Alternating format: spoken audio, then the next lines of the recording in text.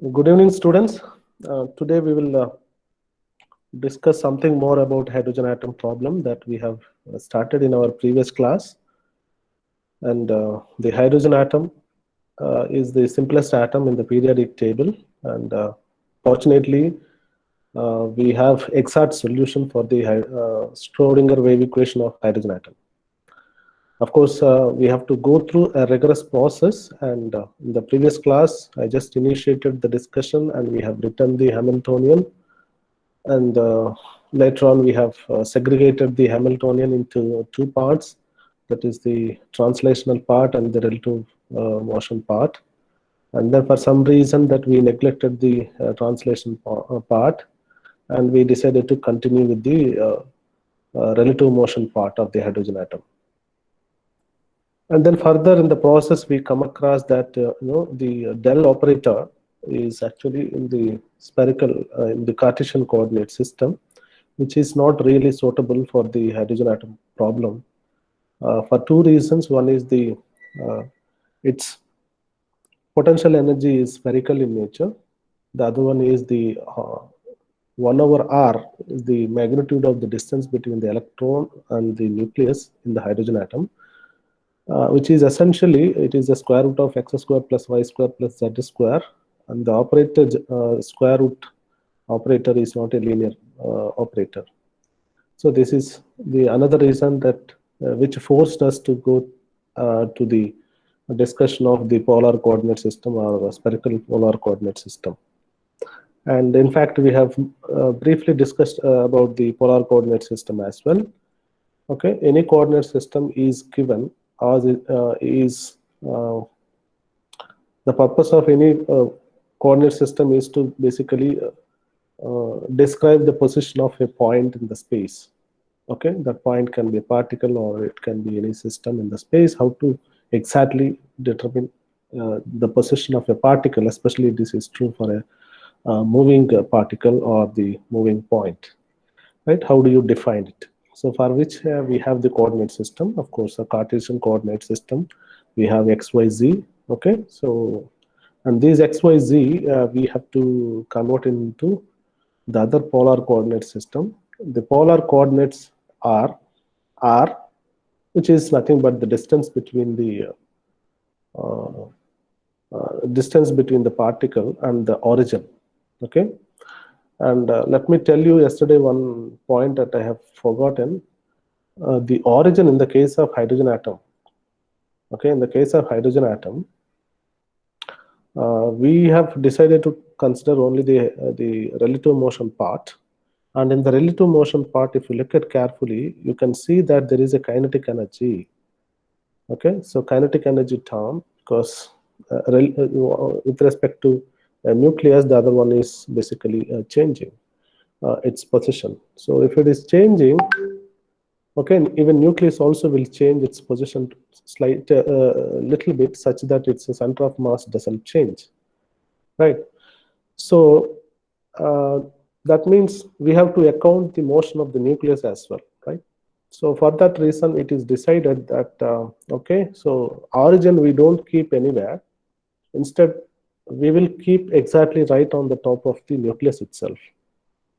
Okay, suppose if nucleus is trying to change, that means its coordinate system is also going to change according to that. So now we only have to worry about the motion of the electron, because as we understand, the many of the substances properties are dependent upon the electron density. So if the electron behavior is understood, then it is natural that we can understand the material property, right? So this is the point I missed out. So in the relative motion part, the nucleus, the coordinate system is exactly kept right on the top of the nucleus. So this is the point I just forgotten. Please note down. And the polar coordinates, r is the distance between the you can say nucleus to the electron. Okay, and it can vary from 0 to infinity, right?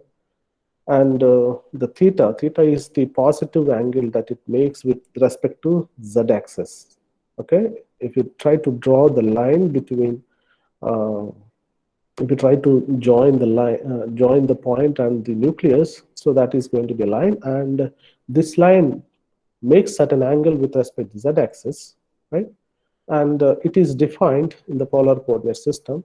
The theta is nothing but the angle which it makes with respect to positive z-axis. Positive z-axis. This is very important. Please note down. And its value can vary from 0 to pi. And the third polar coordinate is nothing but the phi. Phi is defined to be the angle. And if you can imagine an angle which actually joins the point which you would like to define its position in the space through the origin, that is the plane, the angle which it makes with respect to the xz plane. Okay, the angle which it makes with respect to xz plane is known as the phi angle. Okay, and it can vary from 0 to 2 pi. Okay, now the next job is that having defined the polar coordinates, then we have to convert our Cartesian coordinates into polar coordinates, right? Why? Because that we have the Hamiltonian which contain these Cartesian coordinates, right? What is del? Del is dou square upon dou y square plus dou square upon dou y z square, dou square upon dou y square, right? So therefore, these are to be converted into polar coordinates, and if you can just follow a little bit of trigonometry rules and regulations, it is fairly easy that you can prove x is nothing but r sine theta cos phi, y is r sine theta sine phi, z is r cos theta, right?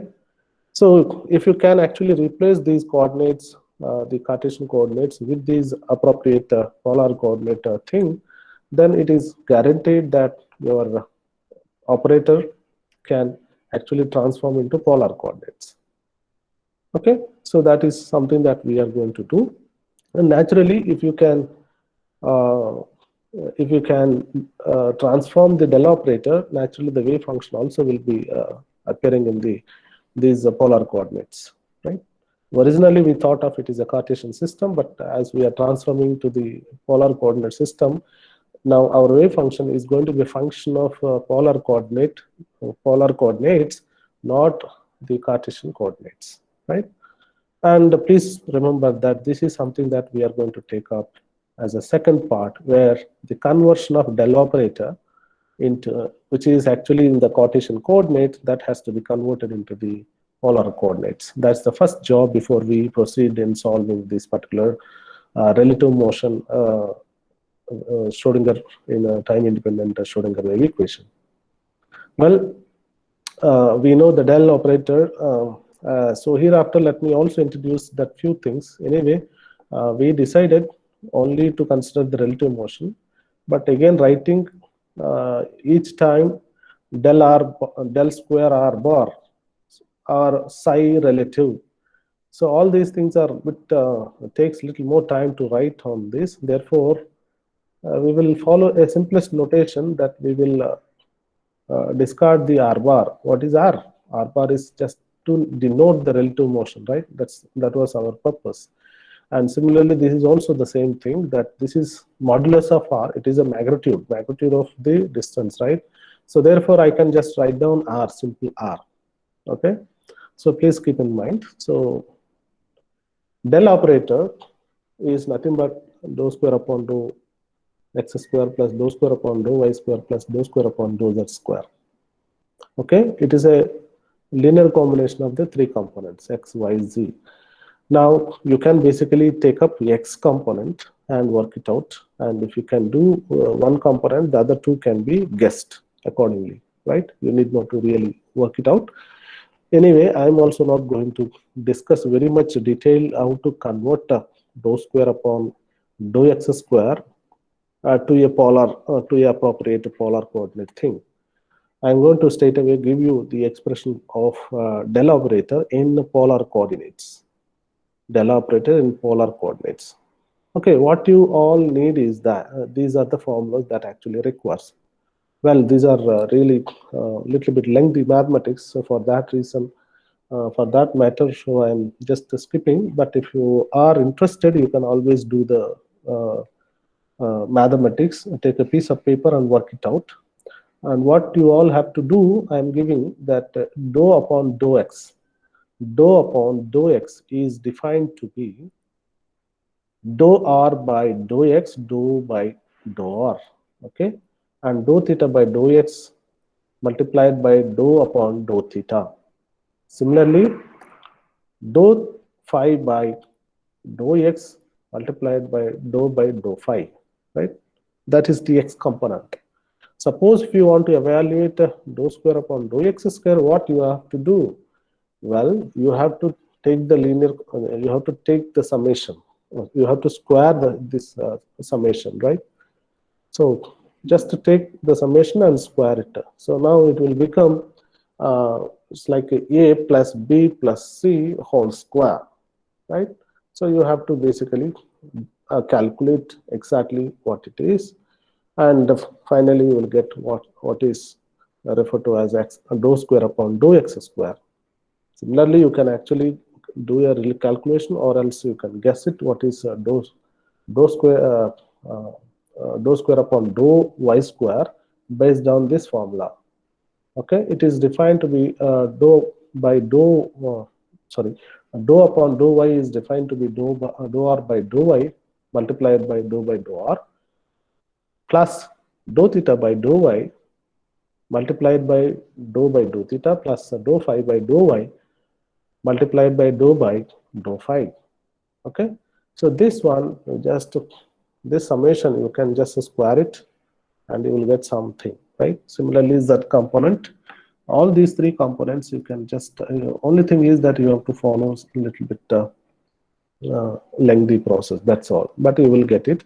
Those who are interested, probably you can take up this an exercise, or else you can refer the standard textbooks for the exact derivation of the del operator, the conversion of del operator, which is there in the Cartesian coordinates to the polar coordinates in the standard textbooks. For example, Macquarie textbook, it is available. You can just look into it. And let me tell you, then the del operator in polar coordinates, del operator in Cartesian coordinates is known, right? This is dou square upon dou x square plus dou square upon dou y square plus dou square upon dou z square. But the same del operator in terms of polar coordinates, it is nothing but this quantity.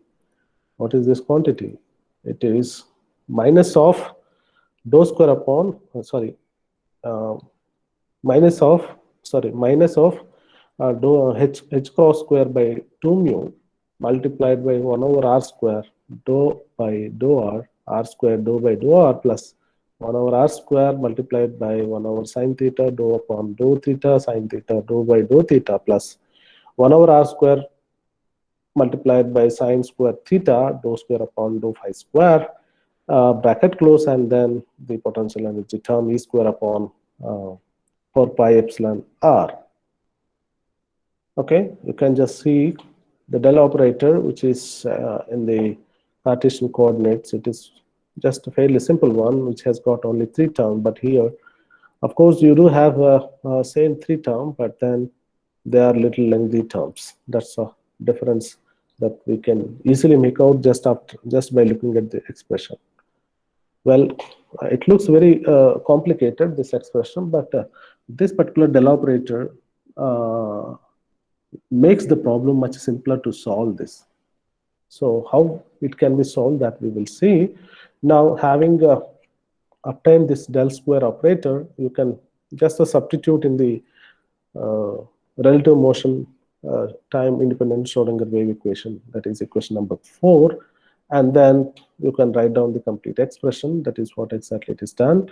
So h psi, this is all the complete the del operator. Sorry, this is all the h Hamiltonian operator, h, and then multiplied by psi, which is a function of r comma theta phi. Okay, and then which is equal to E multiplied by sine E multiplied by the wave function, right? So you have to write the del operator and also the final Hamiltonian directly into the expression that we will get that. I think there is a small mistake here. This quantity, it is not actually exactly del square, it is h cross, which is Hamiltonian actually. Okay, this is actually a Hamiltonian. What is del operator? So within the bracket, what you have is called del operator. I think I made a mistake. Please note down. Okay, the del operator is actually this quantity. Okay. Now, what is next step? H psi is equal to E psi. That is the time independent Schrodinger wave equation. So this has to be solved. So how do we solve it?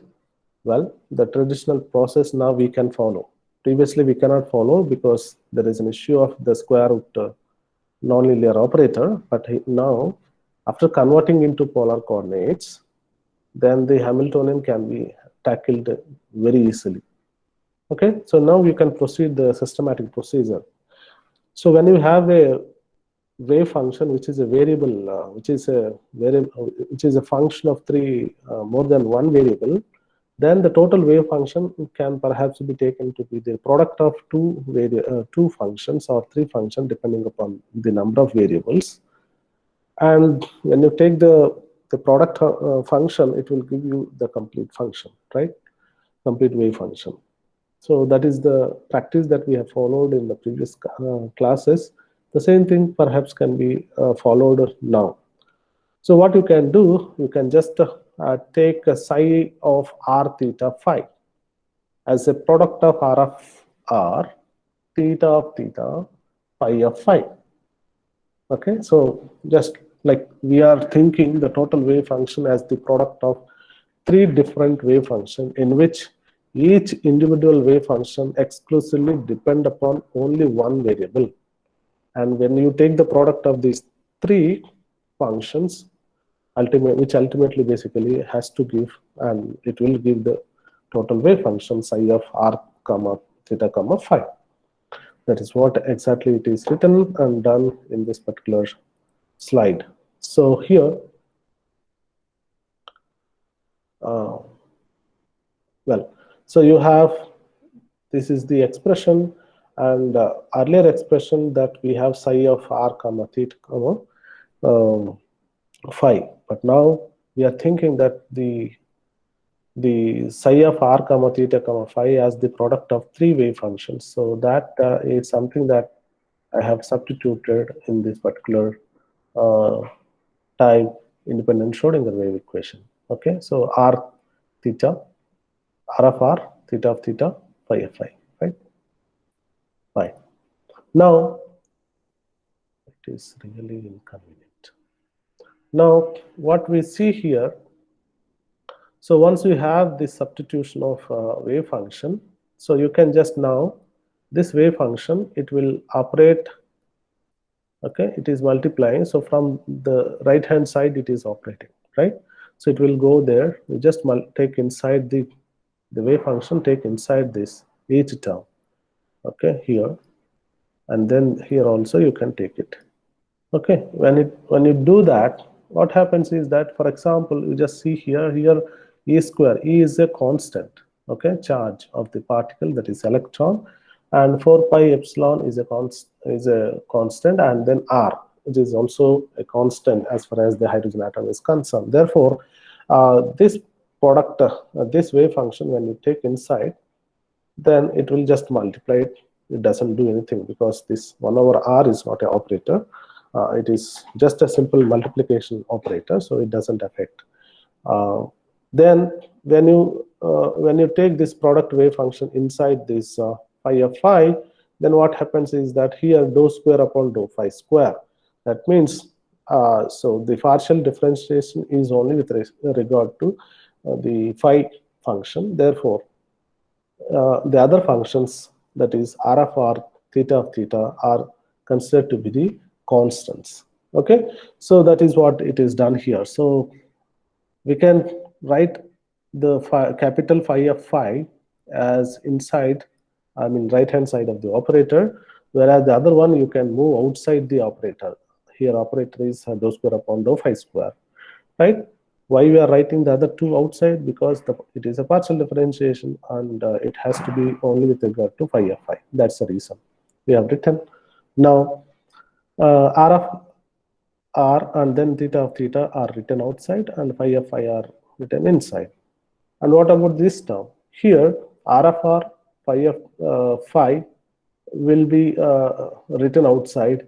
Only the other two, like so when you talk about the second term, that is when r of r, theta of theta, capital phi of phi, when it is multiplying the second term, that is the middle term, is nothing but the theta of theta is here. So this term, when it is multiplying, only the theta of theta you can write right hand side of the operator, that is dou upon dou theta. You can see here this is the partial differentiation only with regard to theta. Therefore, that can be written on the right hand side. The other r of r, phi of phi can be written outside the partial differentiation. Similarly, when you talk about the other one, r of r, so r of r, you can write right hand side of the operator, that is dou upon dou r. The rest of the thing, theta of theta, phi of phi, can be written outside the operator, that is dou by dou r, right? Now it is very simple. Just we are multiplying. We have considered the wave function as the product function of these three, and the wave function in the wave equation, the Schrodinger wave equation, it is replaced with the product wave function. Then we have just multiplied from right hand side. Okay, there are certain things which are considered to be constant because the partial differentiation only with regard to one variable. Therefore, the other two variable functions can be written outside. That's a step. It is done in the second step. Then later on, what you can do, you can just simply multiply with you can simply divide the entire expression with r of r, theta of theta, phi of phi. So that is what it is done here. So when you do that, here you can see here the first term, that is h cross square by 2 nu, that is there on the outside the bracket, but the first function, that is the theta of theta, phi of phi, are written outside, right? So when you're dividing with the total product function here, that r of r, theta of theta, phi of phi, but on the numerator you have theta of theta and phi of phi. So therefore, theta of theta and phi of phi get cancel each other, and then in the numerator and the denominator you will get r of r. Okay. When it comes to the middle term, that is theta term, the theta term you can write outside the partial differentiation in the denominator part. And similarly, when you talk about the third term, here the phi of phi can be written like 1 over phi of phi, it will come, okay, and it will be outside this partial differentiation, right? So after writing this, so what I can do, I can make a small substitution. As you can see here, there is a expression, the third expression, when you see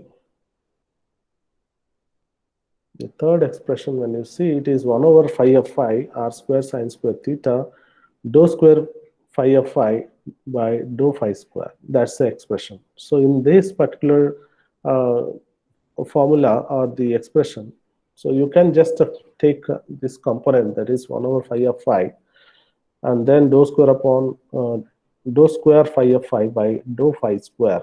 That is the one that you can consider. You can take it as the constant, and that constant is nothing but m.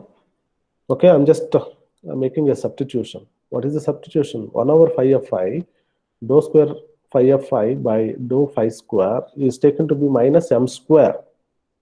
Why you are doing that? Well, to simplify the expression, I am doing this, nothing else. Okay, so when you do this, when you consider this as some constant, then naturally the equation, the original equation, this is the original equation, that it will transform here. Here you can see here this particular, the other two terms, this is called radial term, this is the angular part. So this theta function and the phi function both together called angular functions. And these two, theta function and then radial part, both remain same. They don't be so different. What is changing here, that 1 over phi of phi, uh, we have introduced a constant like 1 over phi of phi, and dou square phi of phi by dou pi square is taken to be minus m square. So that substitution, when you make it, then this equation becomes much simpler. That is nothing but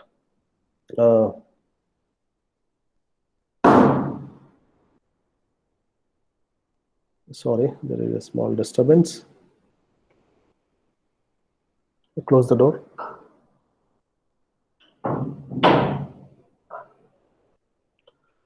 So after making the substitution, the equation will transform. This equation will transform into this. So after making this substitution, that's the simple thing that you can remember now. Now afterwards, again you can, in the expression, what you get here, okay, what you get here, that here there is a 1 over r square, and here also 1 over r square as a common factor is there.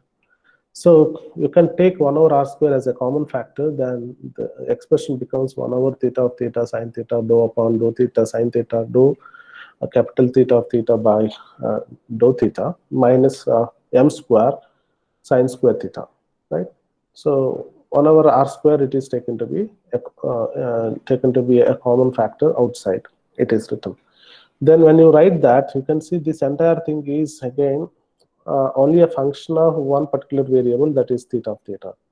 Therefore, again you can make another substitution, like the entire thing which is there in this square bracket, you can write it like right. You can write it like minus beta. You can write that thing like a minus beta. And now after making the substitution, then you can just work it out this one little bit. So 1 over theta of theta is there, that you can move to the other direction. 1 over theta of theta is there, so that you can move to the other direction. That becomes a capital theta of theta multiplied by minus of beta capital theta of theta. That will be the case. Now that particular thing you can move to the right hand side. Okay, so that particular thing, or you can move to the other side, this side. And then in this expression you can see here that already that will be there. And then later on, what you can do, you can just multiply with the theta of theta. So finally that the equation becomes much simpler. That is 1 over sine theta dou upon dou theta sine theta dou theta theta of theta by dou theta plus m square minus beta minus m square by sine square theta theta of theta. So the theta of theta comes as a common factor outside. That you please remember this. Theta of theta comes as a common factor, and you can write that thing as a you can write it separately. Okay.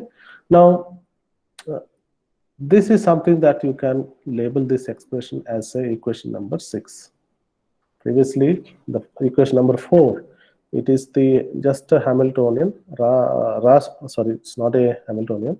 Equation number 4 is a time independent Schrodinger wave equation, which is there in the Cartesian coordinates. Now equation number 5 is nothing but we made a substitution that 1 over capital theta of theta dou square capital theta of theta by dou theta is equal to minus m square. That is the substitution we made. So that particular thing you can take it to be equation number 5. And this particular equation, which is only a function of theta, okay, this you can label it as a 6. Okay. Now since this bracket, the entire thing you are considering as a beta minus beta, right? And this expression now it will transform into this type of equation. So minus h cross square upon 2 mu, okay, and 1 over r of r square dou upon dou r square dou capital R of r by dou r minus beta by r square. Okay, since you made the substitution accordingly, that the original expression has to be modified. Now what you can do, you can just multiply the entire expression with the capital R of r. Entire expression you can just simply multiply with R of R. When you multiply with R of R, here in this term there is a 1 by R already, so that get cancelled out. Similarly here, yeah, the second term, it has got R of R. It is really confusing why this is, well, okay. Now this expression will transform to a new expression like this. When, if you make this substitution in this expression, then naturally this expression will transform to this. Okay, that's the simplest thing. You can just please work it out. And then when you make that, and after that, you can just do a simple rearrangement. Okay, you can just do a simple rearrangement, and then this expression now it will transform to this.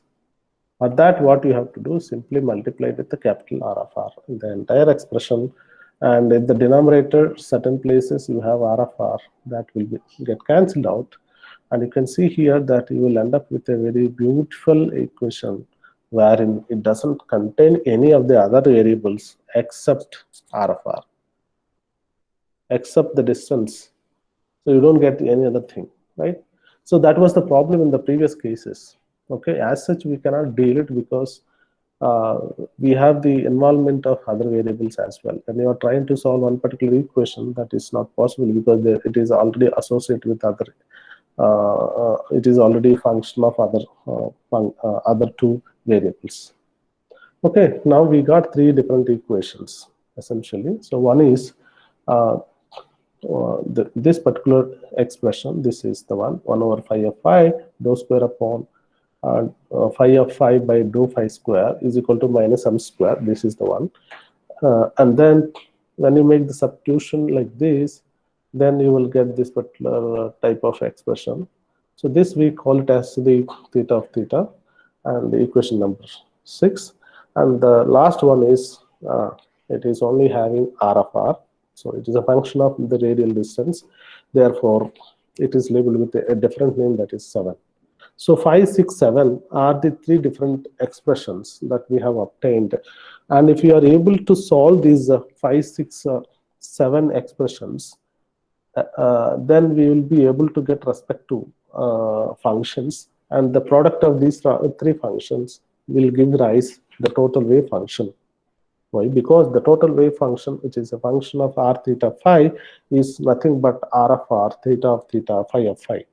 So therefore, to get the total wave function, we need to solve three different expressions, and these expressions contain only exclusively one particular variable, right? Okay, so that is the task before us. So each equation will take up individually to find what is R of R. If you want to find what is R of R, then you should solve this expression. If you want the theta of theta, then you should solve this equation number 6. And if you want phi of phi, then you have to solve the equation number 5. So we will solve these expressions one by one very systematically. Before that, I just wanted to share one important information with regard to the normalization. Any wave function, it has to be subjected to the, it has to be multiplied with the normalization constant. So this is something that we have to ensure before accepting the wave function. So the square integrability is something that we have to ensure. So in the previous cases, the calculating normalization constants were a bit different. And then here we are going to do work it out in a slightly different mode. But ultimately, the purpose of a normalization constant in any derivation of a Schrodinger wave equation is the same. Okay, it is just to ensure that it is basically accepted wave function. So how do we do that in the hydrogen atom is this. Okay, the total wave function, of course, the definition of the normalization is known to you, all of you. It is psi star r theta phi multiplied by psi of r theta phi d tau is equal to 1. So if you just try to take the function, multiply with its complex conjugate and then integrate over the entire space, you should get the equation. You should get the answer 1, right? Now, this is where the tricky part here. The volume element, if you just consider the volume element in the case of Cartesian coordinates, it is just nothing but the dx, dy, dz. Whereas in the polar coordinate, this volume element can be expressed as r square sine theta dr d theta d phi. Okay, dou tau is basically, you can work it out in the previous polar coordinate system. I have briefly given the essence of how to convert it, but you can always do that. It is nothing but d tau is nothing but r square sine theta dr d theta d phi is the volume element in the case of hydrogen atom in terms of polar coordinate system. Now this has to be plugged in into the expression. What is the expression? The normalization expression is this, okay?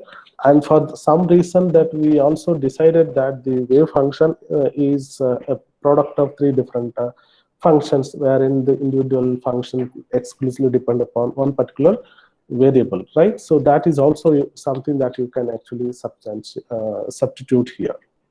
So in the previous expression, as you can notice here, so this is the substitution that I have made it, right? So after making this substitution, then the next step is very simple, that okay, this is actually it's not a simple single integration, it is actually a triple integration. Why? Because that your function is the variable of 3 different things, and moreover the volume element is also actually, it is dr d theta d phi. Therefore it is recommended that you should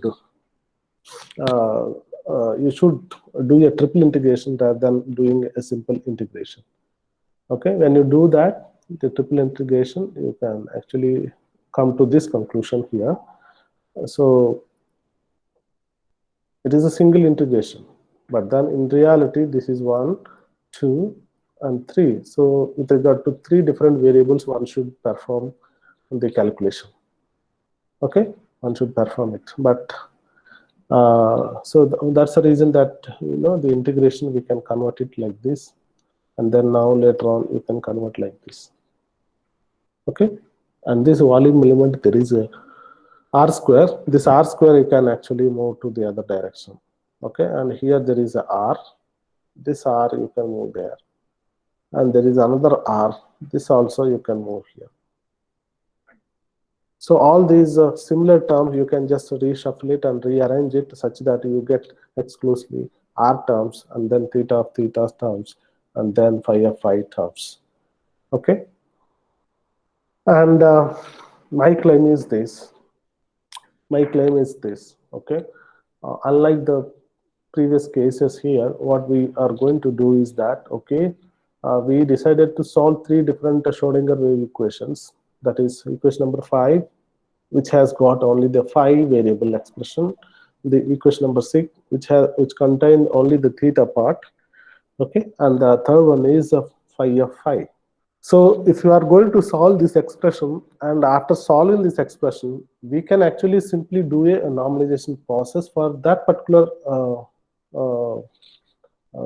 wave function. Suppose if you are working out for the normalization of if you are working out equation number 6, which is actually theta of theta function, then you can do the normalization. After getting the wave function, you can just do the process of normalization. Then whatever you get, if that becomes 1, normalization means basically the integral psi star psi d tau must be equal to 1. Okay, so if that is 1, then that is fine. Similarly, the other expressions like phi of phi and then r of r, if they are also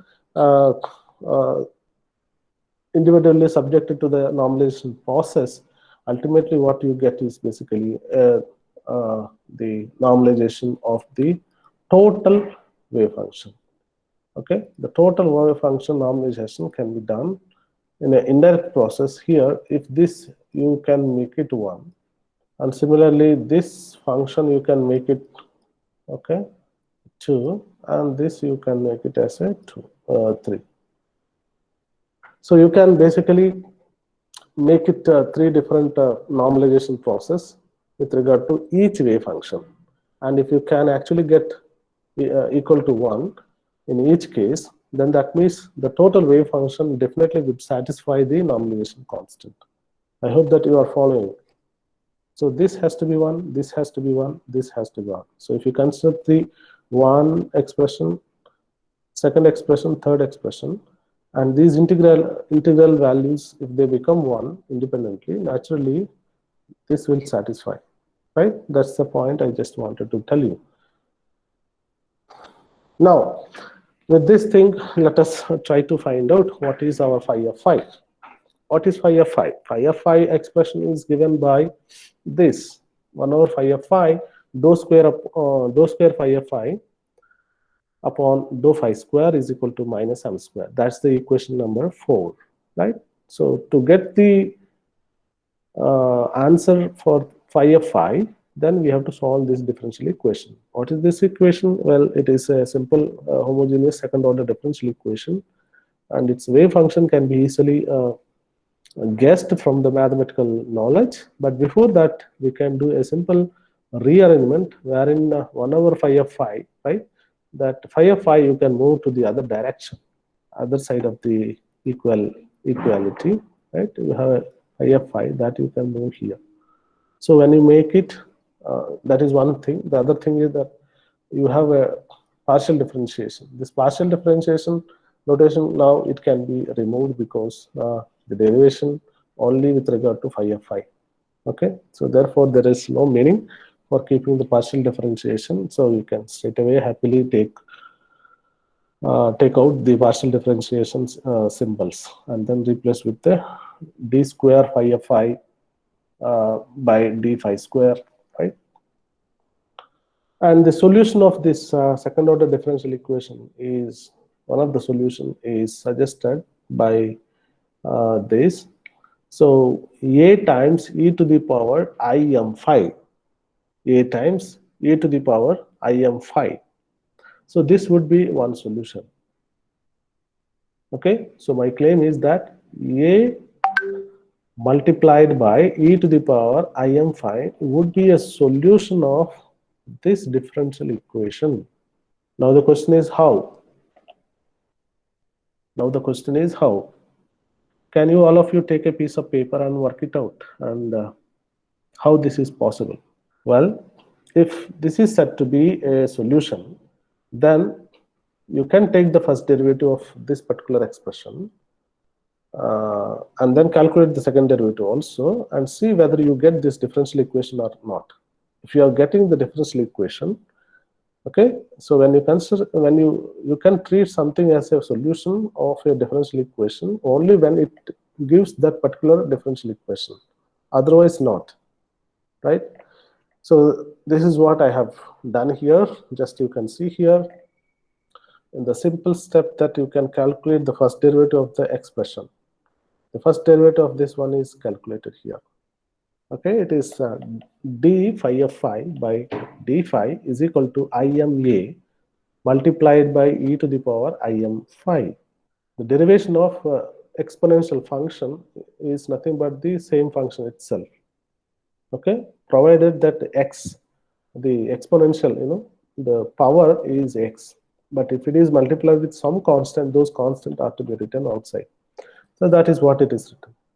The derivation of this particular thing has been calculated, and from this the second derivative can be calculated, right? It is nothing but im multiplied by im multiplied by a multiplied by e to the power im pi. This derivation is calculated. Now this one you can just simplify it. So im I square m square multiplied by, sorry, there is a here. There is a here. So I square m square a e to the power im phi. I square is nothing but minus 1. I square is nothing but minus 1. So therefore it becomes minus m square multiplied by a times e to the power im phi. Right? Now you can realize the fact that this is nothing but phi of phi. According to our definitions. So phi of phi is equal to a times e to the power im phi. Therefore, so since there is a multiplied by e to the power im phi, that I can replace with the phi f phi. Now you look at this expression. What you get is actually our original expression. So this is what it is. So in general, a solution of a differential equation definitely would satisfy that particular differential equation, and you would get the same form. There is no doubt in that. Okay. Now we got the solution, but then it is not enough that the solution has to be satisfied with the three different conditions. What are the three different conditions? Anything has to be accepted only when it is single valued and it is square integrable and it is continuous. And this particular function phi of phi is equal to a times e to the power im phi. Definitely it is a continuous function and it is single valued. There is no doubt. Okay, for each value you would get the different values, right? Which will not be same as the other value. Therefore, those things are fine, but then square integrability, other things also are something that we have to consider. Now, here we have to impose the boundary condition to see that the wave function is acceptable. So here the wave function, here the boundary condition, what we impose is that is something different than the other boundary condition which you might have seen in the previous cases. Well, in the case of xy plane, please remember and recall the discussion on the polar coordinate system. Xz plane, right? Xz plane, what is the value of phi? The value phi is, sorry, phi is an angle and it is the plane, right? So when you have, if you imagine a plane that actually possesses the point which you would like to define, that plane makes at an angle with respect to xz plane, right? So that is the angle that we have defined. Suppose if the plane is exactly in the xz plane and the angle is set to be 0, okay, and the angle is set to be 0. Suppose if you increase the angle, and the plane actually rotates, okay, you can just imagine that you have some z-axis is like this, and then your x-axis is towards myself, and your y-axis is this direction. Okay, please imagine this is my coordinate system, that this is the z-axis and this is y-axis and this is, okay, the point, the line towards myself is the x-axis. So our xz plane is here. Okay, now you want to define a point somewhere here, the position of a point in the polar coordinate system. Now what is recommended is that you join this to the origin. So origin is somewhere here. Okay, origin is somewhere here. Now having drawn that particular, you can just imagine a plane that contains that particular line. Okay, that particular plane, if it is in the xz plane, then the phi value is taken to be 0. Suppose if the phi value is increasing and this plane actually turns onto the entire axis, and then it will come back, right? So it will go on, right? According to the value of the phi value, it can start from 0, that is nothing but if it is exactly in the xz plane, then the value of phi is basically 0. On the other hand, it can vary from 0 to 2 pi. 2 pi means it is a 360-degree rotation, right? Now the point I just want to draw from you is that this particular, suppose if you evaluate the wave function at the xz plane, if you evaluate the wave function at the xz plane of this particular function, what is written here, phi of phi is equal to a times e to the power im phi. Okay, you will get something, right? Now what I'm saying, that suppose the theta the phi value can vary according to the polar coordinate system. It can vary, it can make a complete rotation, right? That is 2 pi degree. And if it makes a complete rotation, it comes back to the original position, that is the xz plane. Now at the xz plane, what should be the value? What should be the value in the xz plane when it makes a complete rotation and comes back to the xz plane? What should be the value of the wave function? Sir, it is periodic. 5 plus 2 pi is 5. It is periodic. No, the point what I'm trying to ask, so in the xz plane, okay, you can evaluate a wave function. What is the value of the wave function? Now we got the wave function. This is just based on the mathematical knowledge we have proposed this, and definitely this will support the differential equation. Now I'm asking a very basic question.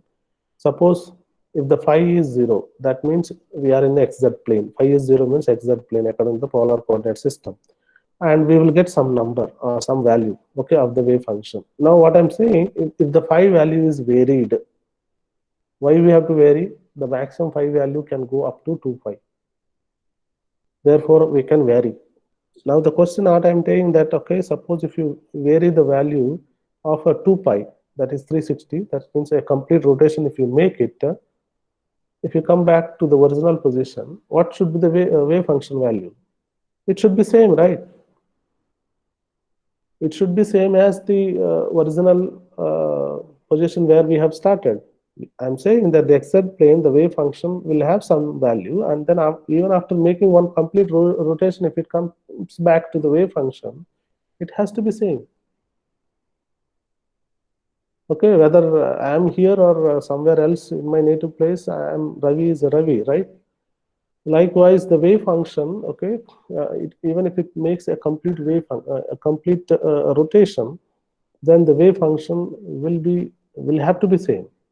Okay, this is what we called as a what we called as a circular boundary condition. So this is something that we impose in the case of phi of phi. In order to see the wave function is acceptable, we actually impose a condition, that condition what we refer to as a circular boundary condition. The wave function must be same even after a complete rotation. Complete rotation means 2 degrees rotation, right? So the initial wave function must be equivalent to the wave function after a complete rotation. So that is called the circular boundary condition, and the circular boundary condition mathematically it is phi of 0 is equal to phi of 2 pi. So for this you can just evaluate phi of 0. Phi of 0 means that wherever phi is there, you can substitute 0. A times e to the power I m 0. What is the value? It is just e power 0 is 1, and then it is a. What about phi of 2 pi? Phi of 2 pi is nothing but a multiplied by e to the power I m 2 pi. And you can just simplify this particular thing, okay? Or else, if no need to simplify, simply, in order to get the acceptable solution, what is recommended is that you have to impose the circular boundary condition. What is the condition? That is phi of 0 is equal to phi of 2 phi. Phi of 0 is equal to phi of 2 phi. Now, what is the value of phi of 0? It is just a. What is the value of phi of 2 phi? It is just a times e to the power I m 2 phi. So just to make it equal to each other, and then here you can see a both sides. So you can just cancel that a, and essentially what you get is this. Okay, the wave function now, it has to satisfy. Now it has to satisfy this particular condition. What is the condition? It has to be equal to 1. E to the power I m 2 phi must be equal to 1. The value e to the power I m 2 phi must be equal to 1. Here, what are the parameters that we can vary here? Here the parameter which we can vary is the value of m. Please remember that m is something that we introduce as a constant. Okay, 1 over phi of phi d square phi of phi by d phi square is equal to minus m square. Please remember that we introduce as a constant. Okay, now when we are trying to ensure the acceptability condition, then what you understand is that it has to follow this particular relation. What is the relation? e to the power im25. Okay, any solution which satisfies this is acceptable, not otherwise, isn't it? Why? Because that we impose the boundary condition. The boundary condition is something very meaningful. Why? Because that even after a complete rotation, initial wave function, and also even after a complete rotation, you will come back to the same position. That means the wave function should be same. So if you try to impose that particular condition, we are actually forced to follow a particular condition. The condition is e to the power im25 must be equal to 1. Now the question is, what are the values for m? The values for m, what are the possible values of m? Now the possible values of 1, what we can start thinking about, okay, when this particular function becomes 1. Okay, when the left hand side is e to the power im25. So when that particular value becomes 1, what value if you can assign to m, then the function value becomes 1. Can you guess any answer for 0. this? Well, it is correct. 0. One particular possibility is that if m is equal to 0, e to the power 0. E to the power 0 is 1. So one simplest possible value for m we can assign to ensure that we get an acceptable solution is that m has to be 1. Okay, m can be 1. Now, is there any other possibility that we can think of? Suppose if you assign m is equal to plus 1, what do you get? E to the power I2 pi. Isn't right? If m is equal to 1, e to the power I2 pi. What is the expansion of e to the power I theta? Sin theta plus I cos theta. Very good. So what is the value of that? What is the answer of that? Suppose if m is equal to 0, that will be 1, and if m is equal to if m is equal to 0, then that will satisfy. Similarly, if m is equal to 1, e to the power I2 pi, that is cos 2 pi plus I sin 2 pi, which is equal to 1, isn't it? What is the value of sin 2 pi? 0. What is the yes? So sin 2 pi is 0, cos 2 pi is 1. Suppose if you assign a value for m is equal to minus 1, again it is going to be 1, isn't it? Now suppose if you assign m is equal to 2 plus or minus 2, you would get cos 4 pi plus or minus I sin 4 pi, which again is going to be 1, isn't it? So the value for m actually it is either 0, plus or minus 1, plus or minus 2, plus or minus 3, and so on. You can assign all these values. Okay, we have introduced m as a constant, but in the process of trying to find out acceptable conditions, acceptable wave function for the theta phi of phi, we arrived at a conclusion that m has to be either 0 or it has to be plus or minus 1 or it has to be plus or minus 2. You understand this? So this is m, again what you have learned in your early classes, a magnetic quantum number. That is how it has actually been arrived. Okay, so people, when they were trying to find out the exact solution of the hydrogen atom, they have got these three wave function, three different differential expressions, differential equations, and if you are trying to solve one by one, all these quantum numbers actually evolved. Okay, only when you try to impose the boundary condition, not otherwise. And in this particular case, if you impose a boundary condition, that is a circular boundary condition, phi of 0 is equal to phi of 2 phi.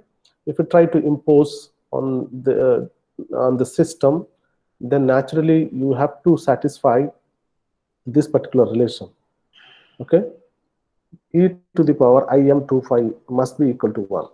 Okay, This is the condition that any wave function or any solution which satisfies this relation can be acceptable. And in the mathematics, simply you can just plug in different values for m. The other values, 2 pi is a constant. You can't do this is exponential thing. So only the value m is introduced as a constant unknown number. But now you can think of any value which satisfies this relation that the value must be equal to 1. Okay, so that is how this quantum number has arrived. Okay, and this is the wave function of the theta of phi of I, and then the values for the m values are also known, that 0, plus or minus 1, plus or minus 2, plus or minus 3, and so on. And then now it is not enough that we got the wave function. It has to be normalized, and we have to determine the normalization condition, normalization constant.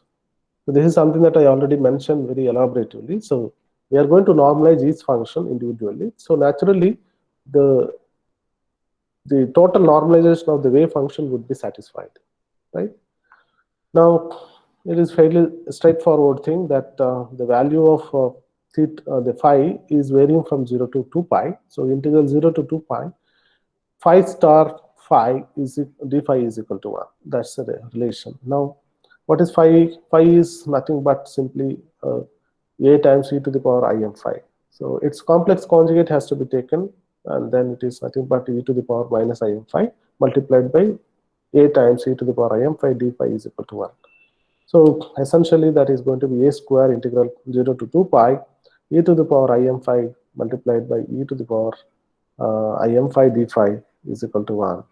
And then the normalization constant can be easily calculated. The a value is nothing but 1 over square root of 2 pi.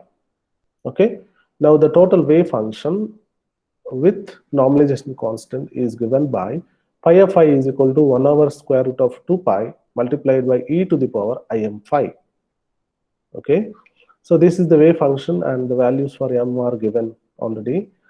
And let me tell you, there are other solutions as well. So you might be having some doubt in mathematics. If you are really thorough with mathematics, you can find there are several solutions, but all solutions you can take up. Okay, that the differential homogeneous second order differential equation can be satisfied with several different other solutions as well. So just to illustrate the point, I have just taken this a times e to the power im phi. You imagine that you realize the fact that it is very difficult to plot the imaginary graphs. How to plot imaginary function? Bit difficult, right? How to visualize the imaginary wave functions? Bit difficult, right? That is the reason why that I have not done it, but you can take it as an example, like cos m phi, a times cos m phi, or any constant multiplied by sin m phi. Okay, sin m phi. These are also solutions of the phi of phi. These are also solutions of phi of phi. You can just go and verify, do an exercise. These are also solutions. And in fact, it is easy to convince and visualize the graphs if you use a real function. Cosine and then sine functions are real functions. So when you talk about the orbital plotting, we are going to use cosine function, cos function, not this imaginary thing. Okay, please understood the point.